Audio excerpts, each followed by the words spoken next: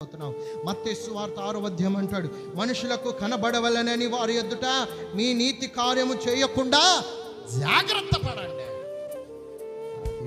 హల్లెలూయా, హల్లెలూయా. ఎవరికి కనబడకూడదు? మనుషులకు. మనం చేసేవన్నీ ఏం చేస్తాం? మనుషులకు కనబడవలనని.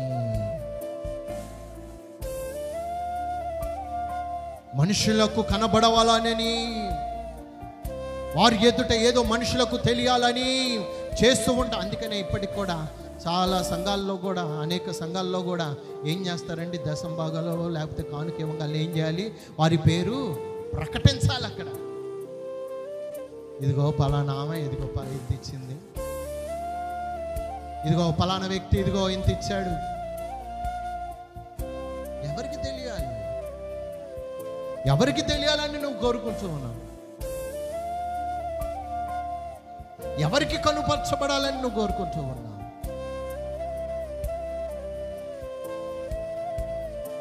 పాస్టర్ గారు ప్రకటన చేస్తూ ఉంటారు, ఇదిగమ్మా ఇదిగో ప్రార్థన చేయండి, ఇదిగో ఇలా అవసరం అంటే అప్పుడే అందరూ ముందే మనం ఏం చేస్తామండి?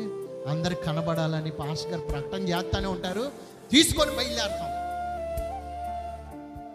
అందరూ ముందేయటానికి అప్పుడే లేచి నిలబడతాం. అప్పుడు పాస్టర్ గారికి ఇంకా తప్పదుగా, ఇదిగో పలానా వ్యక్తి తెచ్చారమ్మా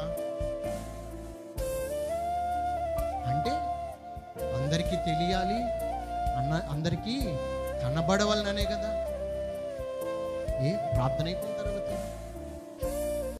అంత ప్రార్థన అయిపోయిన తర్వాత రాష్ట్ర గారు ప్రకటించేటప్పుడే నువ్వు లేచి నిలబడి ఇస్తున్నావు.